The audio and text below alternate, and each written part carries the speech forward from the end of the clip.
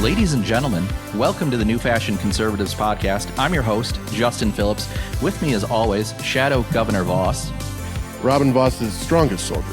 And we have with us today a very special episode with Wisconsin's 5th District Congressman Scott Fitzgerald. He's joining us on the program. Prior to his election to Congress, Scott Fitzgerald served in the Wisconsin State Senate representing the 13th District from 1995 to 2021. During his tenure, he was the Senate Majority Leader, Minority Leader, and Chairman of Joint Finance. And that's actually where I got to know him a bit more, and his staff in the Capitol as well, having been on the recall elections of Senator Alberta Darling as well as Senator Van Wangart. So have known Congressman Fitzgerald for a little while, and I'm going to beg his forgiveness if I call him Senator. It is not a demotion. It is just where I got to know him the most. So Congressman Fitzgerald, thank you for coming on the show today. You bet. Great to be with you. So give us a brief recap of what's been going on in Congress for the past 3 weeks with the government shutdown. Can you just catch us up on the latest? Yeah, I mean, I think a lot of us were hopeful that when the CR passed in the House, that very quickly it would be taken up by the Senate, despite all the rumors and wrangling and everything that we were hearing about, not just in relationship to the actual CR itself, but to Chuck Schumer's ability to just kind of give the high sign and get this thing across the finish line. But by the time my jet hit the tarmac in Chicago, they had already killed the CR. So I think that sent a very clear message that we were in for kind of a new set of hurdles that need to be overcome in regards to a shutdown. And I think some of my colleagues described it even better. Schumer touched the hot stove last time, and he wasn't going to do it again. So we find ourselves, it's basically, even though there are many senators that continually vote no, including my own senator, Tammy Baldwin, fact of the matter is, it's the leader who's still holding back a number of his own members to make sure that the shutdown continued and that they would have a platform. They certainly have a platform. I'm not sure that they're utilizing it very well. I think it'd be hard pressed to find anybody in America that could accurately describe what they're doing right now. And it's kind of almost humorous is when you see some of these man on the street interviews of people at the protests, and you ask them specifically what they're protesting, and they struggle to come up with an answer. So I've been warned about shutdowns in the past by some more veteran members who said they're easy to go into, they're hard to come out of, and it appears that's exactly where we're at right now. Well, and kind of piggybacking off of that, I mean, this was obviously originally a clean, nonpartisan Biden admin CR. So it really seems to be, I mean, you kind of mentioned just how quick this was originally killed by Schumer and the Democrats. So, I mean, obviously we hear in the media that we have the narratives back and forth. Oh, this is about healthcare, or this is about healthcare for illegal aliens. And then obviously Chuck Schumer's kind of at the heart of everything, touching the hot stove, trying to avoid that, potentially a primary or a political blowback from capitulating again. So, I mean, is there anything more to it than just that? Or is this, there might be something else that, maybe not be in the media per se? No, I mean, all you have to do is have any knowledge of where the House Republicans have been since we gained the majority and since Speaker Johnson has been there. With a 2-seat majority, the amount of behind the scenes wrangling that goes on, I don't care what you're trying to pass. You can have a bill that's up on a fly-in day that's non-controversial, and you still don't know if you've got the votes. So the idea that, what the Democrats have put in place is that eventually the Senate's going to negotiate some compromise, send it over to the House of Representatives, and we're going to pass it. I mean, it's just That's just flat out never going to happen. It's insanity to even think that that's possible, even if we wanted to. But I do think Democrats have this, they've got this idea that when President Trump says, this is where we want everybody on a bill, that happens overnight as well. But, we've got a lot of members that kind of think through these issues. And actually, I think that's something that's kind of baked into most of the decisions coming out of the House of Representatives right now is where is the White House on this? And we've got great lines of communication. I mean, I think that's been paramount and probably underreported is the reason that Speaker Johnson has had so much success the way we've been able to kind of pull a rabbit out of our hat on a lot of these major initiatives is because of the great communication with the White House on where we want to be. So, there might be some arm twisting in the final moments, but a lot of these bills that have been passing over there are actually things that have been negotiated and worked out with the White House ahead of time. So Chuck Schumer is begging President Trump to get involved in this right now. And he has not only been reluctant, he's literally saying, no, not going to do it. And I don't know if that's something they anticipated, but if they didn't, they completely miscalculated this. There's only one way out, and I think it is for, like you said, to capitulate and just simply throw in the towel, especially as we get closer to November 21st.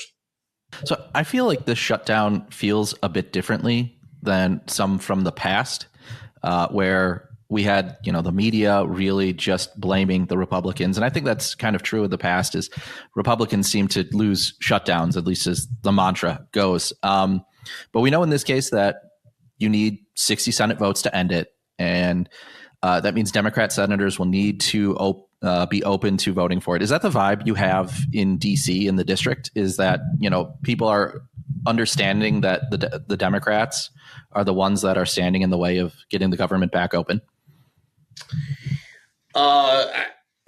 Like I said, not living through one before, but certainly I think getting an understanding of kind of the individual smaller pieces that are affected. When does pay a halt? How are federal workers affected? The military is affected. What are kind of the drop dead dates? I mean, that's all stuff that I've never heard completely articulated until now. So we're much better aware of that, I think, than before. But again, talking to more senior members, there isn't this sense of hair on fire. We need to figure out a way of coming to the table and getting rid of this. And I think it's because, I talked to a lot of people in the district since the shutdown, and I have people approach me and they're like, "Is Social Security going to be affected?" Well, no. Is Medicaid going to be affected? Well, no. Well, then how does it affect me? I'm like, well, unless you're going to a national park or you're a federal worker, literally a federal worker, we're not seeing that it's going to have a direct effect on the public like it has maybe in the past.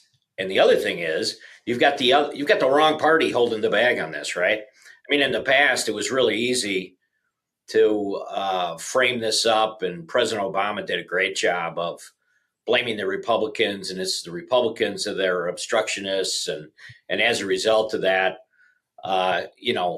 we are the party that it's much easier to blame, and especially when you've got all the institutions that are supported by the public tax dollars are the ones that are kind of lobbying these accusations out there. So I think it's a little bit different setting than what we've seen before, and from what I've been told. And, as a result of that, there doesn't seem to be the same sense of urgency. Well, and I just going to piggyback off that as well. I see a lot of the Democrat messaging kind of at the higher levels that, the Republicans control the White House, the Senate, the House. Why can't they get this done? And I feel like, and to Justin's point, that would have worked maybe 10 years ago, or during the Obama years, or at least with that media infrastructure, where that kind of narrative saying they controlled everything, they should be able to fix this on their own. They're the one holding the bag. But yeah, it just seems slightly different where, and I'm glad to hear that there isn't the kind of this, hair on fire, a little bit of a panicking, where it kind of seems like, honestly, the longer this goes on, the more it might benefit Republicans. And I'm not, that's just kind of an outsider's, experience, someone not have been, elected official, kind of looking from the outside in.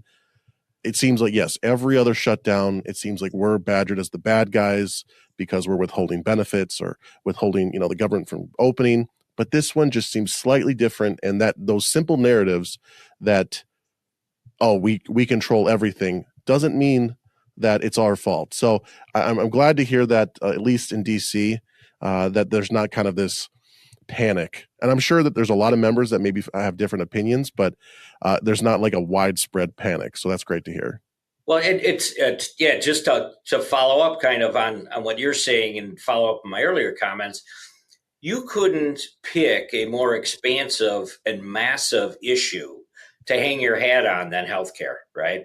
Mm-hmm. And specifically Obamacare. I mean, it's not like there's some easy fix to any of this if you did want to wade into that.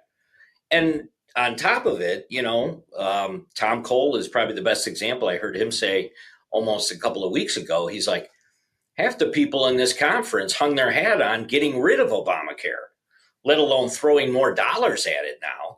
So, it doesn't matter if you're in a even district or a plus 15 district.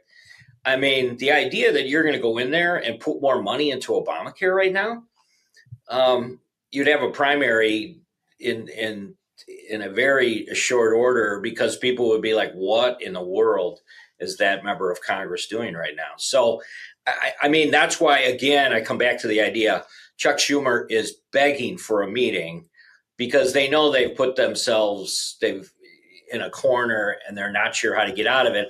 I'll just give you another little inside tidbit. I don't know if it's made it out into the public, but there was a last minute Hail Mary by Schumer when he went back to his own members and said, what if we just do like a 15-day continuing resolution? We'll just shorten it up to 15 days, and then we'll be able to play out this whole thing about the premiums related to Obamacare. So I think in the back of his mind, he even realized we don't know exactly what the path is to get out of this thing. And here they are. He's clearly trying to, game theorize something out to change the narrative, change the where the optics are currently, because it doesn't seem like it's on his own side, but kind of just follow up on that. I mean, this could be anybody's guess, but are you more optimistic that the government shutdown will be resolved in the next few days? Do you think it'll drag on? Obviously, it could be anyone's guess, but what's your opinion? I don't know that it's going to end. I mean, I think that there is a possibility of possibly the speaker calling us back to address a specific element of it. And it might be like pay for federal workers or something, but it's not going to prevent the full shutdown. But there may be a provision that Senator Thune can negotiate in the Senate that could result in the House coming back to vote on a specific item. That's about the only thing I see that I could twist into maybe a breakthrough. Other than that, no. I mean, I still think it comes down to the Senate's going to have to figure out a way of saving face and just admitting that they blew it on this front. Hakeem Jeffries is in trouble with his own members.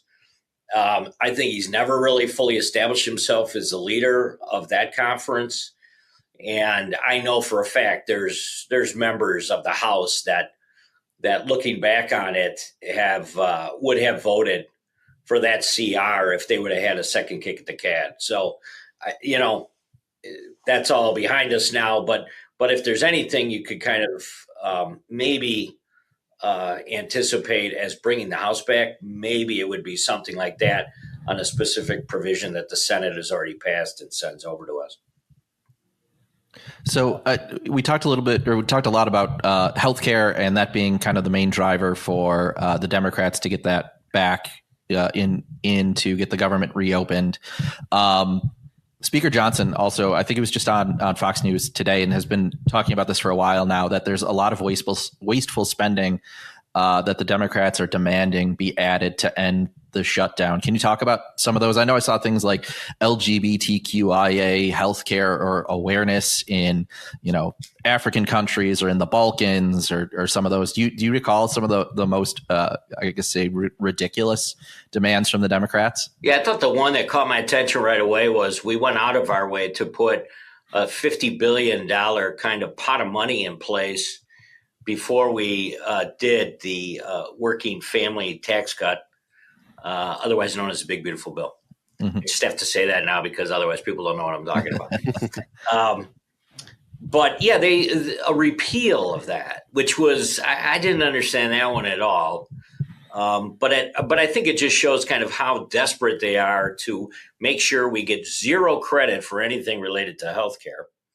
And then they wanted to put $500 million, which I know at the federal level is kind of token, but put it back into public broadcasting. I mean, this is something that, is amazing to me, this allegiance they have to PBS.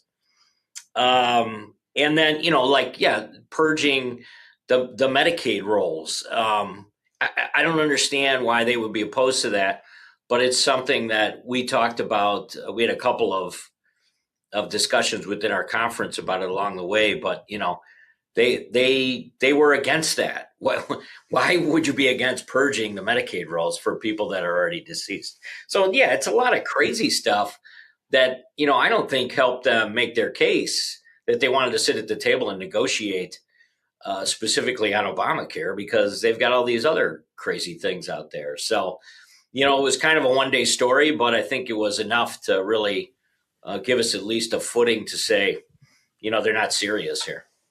Yeah, credit goes to Speaker Johnson and of course to House Republicans like you for talking about the added ridiculous demands that the Democrats have put in. And speaking of the Democrats,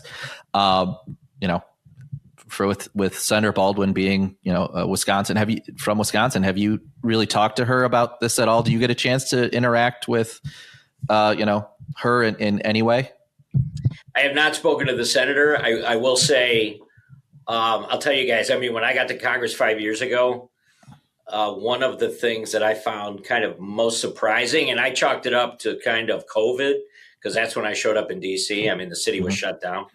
But the very little interaction you have with U.S. senators, I'm going to say in the last 5 years, other than seeing Ron Johnson in the airport and talking to Senator Johnson at events, Republican events, you just don't see senators, period. They're literally, it's like an invisible shield somewhere in the middle of that Capitol building where the House members don't cross into and the Senate doesn't come over. I've been in the Senate chamber. I've had a couple of meetings with specific senators if they were scheduled, but no, it's not something that that happens on a regular basis, which is completely opposite from the way I was able to operate in Madison at the Capitol, where you could walk down the hallway and walk into the speaker's office anytime you wanted to. So wow, that's certainly very surprising. Yeah, it's very surprising to me too. Yeah, I would have never thought about that. But you had mentioned, just to kind of go back slightly, you had mentioned kind of maybe coming back to, maybe address, back pay for federal workers. Trump had took action regarding paying the military during the shutdown. Right. You had mentioned maybe others down the road. Realistically, how many of these could you potentially do? For maybe people that aren't familiar with, the timeline in the federal government, how long can this go on where we could do these kind of maybe single issue spending bills to kind of keep things going without reopening the government fully in a way? Well, I guess theoretically you go to November 21st, and then basically the bill that we passed becomes moot, right? So what I would say about that is, though, it's one of the reasons I don't know why there hasn't been kind of a handshake agreement, maybe between the Senate leaders, between Senator Thune, and then, include Speaker Johnson in that conversation, which is basically, listen, all we want to know is that we're going to have a very public venue of negotiating something related to healthcare. And if we can get that handshake agreement on this, and it's going to happen between now and November 21st, we will vote for the CR and we'll just move on. I'm a little hard pressed to really figure out why that hasn't happened yet, because we got to do it all again, right? They have leverage on that front again, and it all reappears after November 21st. So why wouldn't you do that as a leader? I still haven't got a good answer on that front. And if they're not going to do that, then yeah, I think you could run this thing all the way to November 21st. So it sounds like, at least in the near term, that this isn't going away. But at least in the near, and then, but of course, we could go through this entire thing again late November. But of course, no one wants to be going through this over the holidays. People want to get this done, out of the way, go back to the district, and resume all that later. But if we don't, I mean, it could be a very busy holiday season for Congress as well. Yeah, I mean, that's a real thing. I mean, there is pressure that's added, although I won't say it's so significant that it kind of would force people into a political position that otherwise they couldn't support. I mean, I think it's maybe overblown a little bit on, all members want to get back home. But I will say this, I think that as you get closer to us passing all 12 appropriations bills, there's a little bit of pressure building on that front, because we do have to kind of roll up our sleeves and get back to work on that. It's like the elusive thing that this Republican conference has been talking about, and we want to literally get those 12 appropriations bills over to the Senate so they can get a kick at the cat. Because if there's anything that I think there's total agreement on, it's the omnibus structure. And I won't say it's legit, because it is legit, and it's funded the government in many different ways. Also wasted a ton of money along the way. The Pelosi omnibuses are just amazing to even wade through when you see what's in them. But that's something that this conference has really stuck to, and there's full agreement across all members. Doesn't matter what caucuses you're in, to get those 12 appropriations bills done and get them over to the Senate. So it has an effect on our calendar right now. It is having an effect on that front and making sure those bills get done. Yeah, that was actually going to be one of my next questions, is how this has affected the calendar, specifically to the committees you serve on. It looks like the judiciary is getting close to compelling former special counsel Jack Smith to testify on his misconduct while investigating President Trump. Do you have thoughts on that, and what's going to be coming up in your committee? Yeah, I'm very fortunate to be on two committees where there's a lot of synergy as well. I'm the only member of the House of Representatives on financial services and judiciary right now. And if you look at the subcommittee that I was very honored to be given by Chairman Jordan on specifically the antitrust area, where there's a ton of different things that fall into that purview. And especially when you're talking merger activity, there's a lot of things that are happening in the financial services world on that front as well. So, yeah, I have a full docket of hearings that we're trying to get before the full committee, and an array of topics that I think need to be tackled. And we're falling a little bit behind on that. It's not the end of the world. We're not, it's not like some of these things aren't going to happen. It just means you may have a hearing that includes a couple of topics instead of just one, or back-to-back hearings in a week, which is fine. We'll get there, but I mean, I think it is pushing back some of the committee work that otherwise should be happening right now. Yeah, I think I saw financial services. I looked at their calendar. It says postponed until further notice. Postponed. So yeah, definitely, yeah. Full markups. The markups are the actual process in which you're amending individual piece of legislation or wholesale changes to a piece of legislation. That has to get done to make its way to the floor. The hearings are more, they serve a very valuable function, and that is to make sure that some of these issues are somewhat vetted and out in public, so that not only the people you bring in to testify can give some answers, but it typically results in having an effect directly on legislation. So I struggled a little bit at the beginning of my time in Congress to see kind of the full value of it, but I've grown to understand the amount of pressure it can put specific on an issue once you have a congressional hearing on something. Well, and obviously there's always a lot of work to be done in Congress, a lot of work that you also did in the state legislature.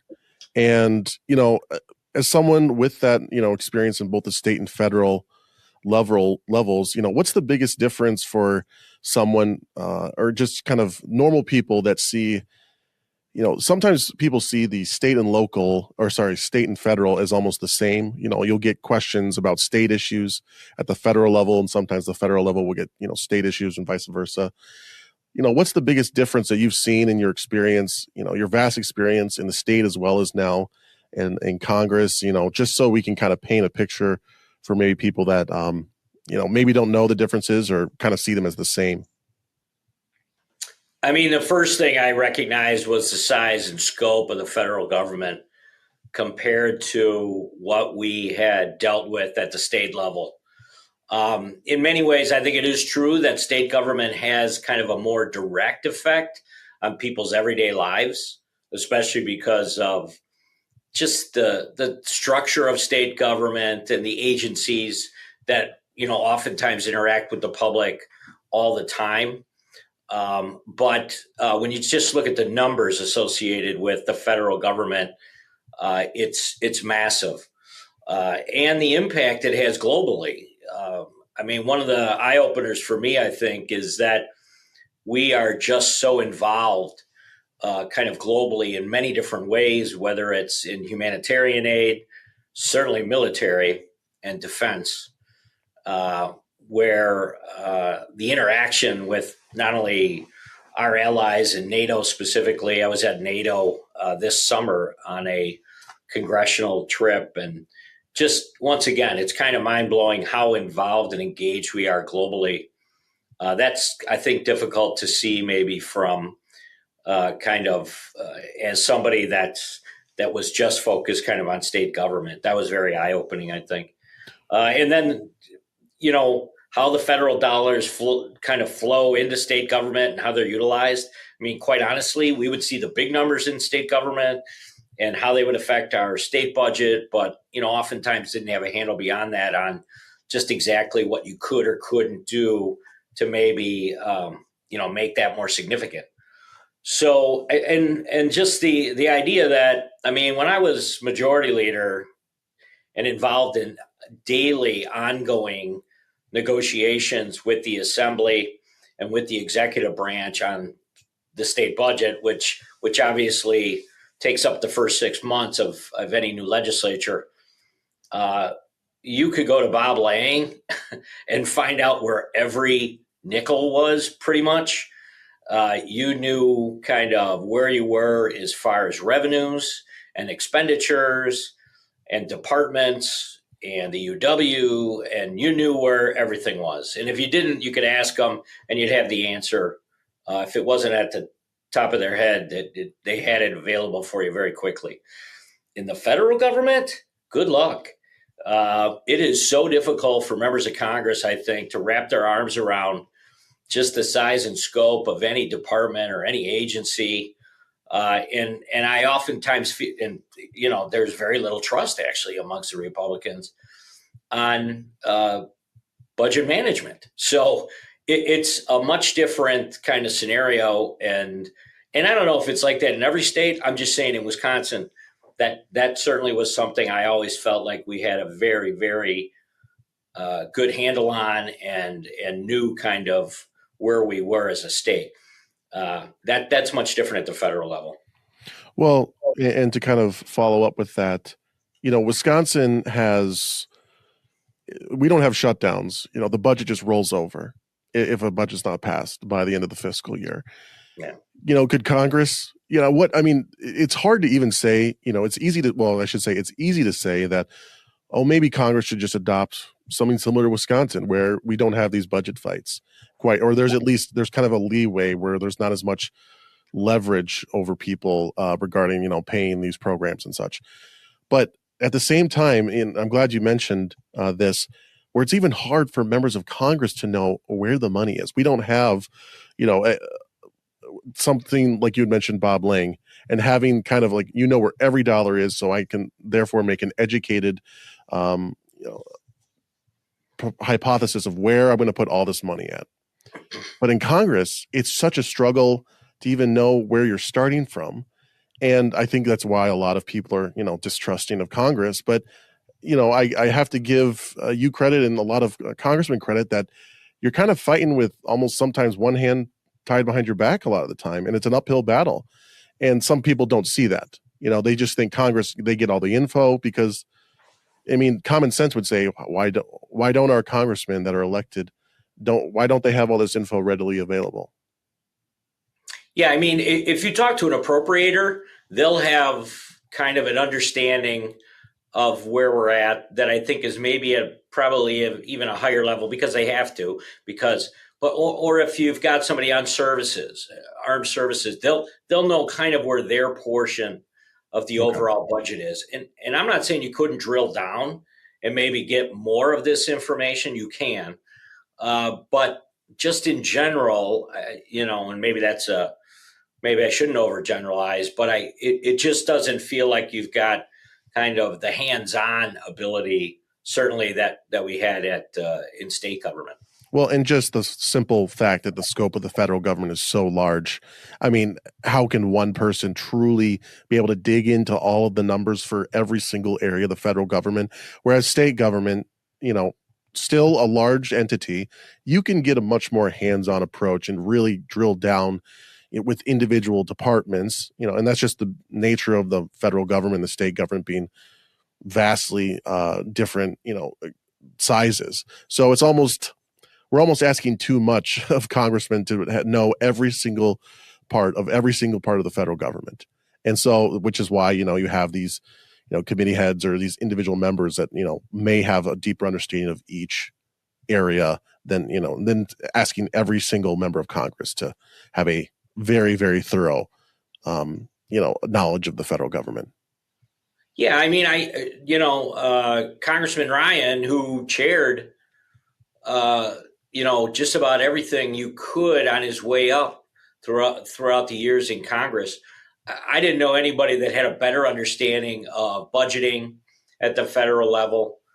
So somebody like that, I'm sure that if you had a series of very specific questions, he would be able to come up with the answers and certainly put in place something that is significant. But like I said, it's the size of the federal government is just immense. So you are the second person in my lifetime to be the congressman from the 5th Congressional District and my congressman. So how has it been filling in Jim Sensenbrenner's shoes? And what was the best piece of advice he gave to you when starting as a member of the House? Well, I mean, I've known Congressman Sensenbrenner for a number of years, and sure. Obviously having my Senate seat in his congressional parts or portion of it the whole time I was in the Senate. I would see him at obviously many, many Republican events, and from time to time, you do parades together and all those types of things. But he did have a good friendship with my father as well, Steve Fitzgerald, who was the sheriff in Dodge County, going back to the 80s. And then Jim actually nominated him to be the U.S. Marshal in the Western District. So my family kind of had interaction with Congressman Sensenbrenner as well. And I knew Congressman's wife, Cheryl. I would see her at Republican events from time to time. So you have a friendship, I guess, or acquaintance. You're certainly beyond acquaintances. You would be able to have a conversation. He's fantastic. He mastered the job. He had a relationship with constituents that I think was unique. and hard to duplicate for myself. I mean, I don't know that anybody could fill Jim Sensenbrenner's shoes, but certainly towards the end, and I think after I was elected, felt like we had some very valuable conversations when he told me about certain things that were happening or that he thought I needed to kind of pick up on and run with, specific issues or constituent cases. There were things like that came up. So, but yeah, he did just an incredible job, and he's built a legacy in DC. I run into it's not just members of Congress that served with him, but it is this kind of family tree that's been created where he had so many different people that worked for him on the Hill and in the district. And I know many of them that were either staffers who became friends or people that became legislators that I served with. I mean, it's kind of amazing whenever you're in DC how many people have known Jim Sensenbrenner and worked with him at some point. So, yeah, big shoes. I would guess I get to call myself part of that family tree. I was his driver for my first political experience, or one of my first political experiences was his driver, and it was in 2009. So it was right as Obamacare was passing, and I think cap and trade was on the table then. So talk about a lot of angry constituents coming to his town halls, and he was holding. Well, you're part of a fraternity. It's yes, Jim Sensenbrenner's drivers. I mean, we've had drivers that have gone on to become Speaker of the House, all the way to somebody that I've met that was an intern at one point, and our general officers in the military. It's just kind of wild, the amount of contacts and people that remained in politics or in government that once worked for Jim Sensenbrenner. Yeah. So unless you have anything to add or any questions you want us to ask you, we can get to our big three questions we like to ask every guest. No, I think we covered a lot. Cool. Yeah. Great. Cool. Yeah. So we ask three big questions of our guests that have been on the show so far. And first one is, if you could pick one iconic Wisconsin spot, whether it's a supper club, brewery, Packers tailgate, and in your case, I'll say to hold a town hall, where would it be and what would it look like? And what would you want to talk to voters about? I mean, I think, I don't know that it's iconic, but it is for me and for our family. And it seems simple, but it's such a Wisconsin thing. And it's Fireman's Hall in Eustis Ford, Wisconsin. Okay. It's served as a building where campaigns were announced. Victory parties were held at. I had my, I've been there and got all my nomination papers signed in one evening, stuff like that. It's a place that I grew up around, and my parents grew up around, and my family and my wife and her family. And, there's probably nothing more Wisconsin than a Fireman's Hall, right? It's like everything happens there. And, it's everything from weddings. We had our wedding reception there and funerals. So it's one of those things that I think is about as Wisconsin as it gets. And every community has a Fireman's Hall and a volunteer fire department. And, it's just a great part of, I think, of our culture in Wisconsin. That's fantastic. Yeah, no, it certainly has a sentimental value. So second question, growing up in and serving in Wisconsin, what's one lesson from the state's heartland, whether it's the family farm, a small town festival, or hunting trip, that shapes your conservative approach to leadership? Well, I think mine goes back to, I went to UW-Oshkosh. And when I first got there in 81 as a freshman, Ronald Reagan was very much becoming, a president that people were obviously starting to recognize was going to be a big part of our culture. But there were no college Republicans at UW-Oshkosh at the time. But there was kind of a small group that were part of a union board that were kind of conservatives. And for me, my dad had yet not announced he was going to run for sheriff, but it really was kind of that group of conservative students, kids at Oshkosh at that time, that formed the basis for what became the CRs. And it's one of the reasons I became a Republican, because I just loved Ronald Reagan. And it wasn't just, some of my friends that fell into that category, but I was also in ROTC, Army ROTC at the time. So a lot of the guys I hung around with and served with in the ROTC classes and that were all coming on. But I think Ronald Reagan inspired kind of a whole group of elected officials that are probably around my age. I'll be 62 in November. So for me, that's where the conservative credentials came from. And there was no doubt that my dad would run for office as a Republican. And, it's kind of carried me throughout all these years, that those conservative principles that were established by Reagan and then reestablished, I think, along the way. It's fascinating to see how President Trump has changed that and kind of changed the profile and the persona of the Republican Party the way it exists now, too. Sure thing. Final question. If you get to wave a magic wand, you don't have to worry about getting votes, getting it through committee. You don't have to worry about re-election or anything. You get to roll back one big progressive policy in D.C. What would that be? Both at the state level and at the federal level, it's the income tax. It's just something that I've been able to view as an elected official. And we're all well aware that it was a Wisconsin idea, 1911, when they put it in place. I have a couple constituents who remind me all the time what a disaster it was. And we have not been able to wrap our arms around it, both at the state level and at the federal level. It has a direct effect on families.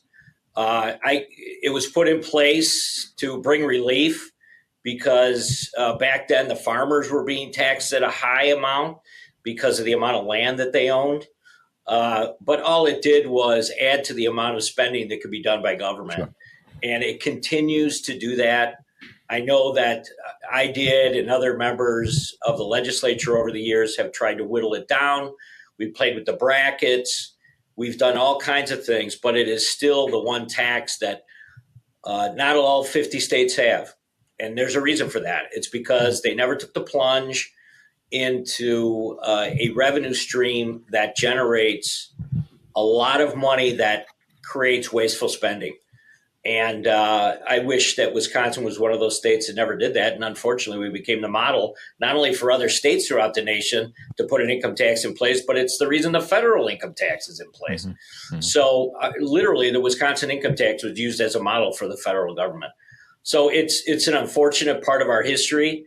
I know we get tabbed with the progressive label and what a great place Wisconsin is because of the way we were able to spread wealth around, but it's really something that should have been eliminated in this state a long time ago, and the federal government is now, it's absolutely not going anywhere anytime soon, and it's unfortunate.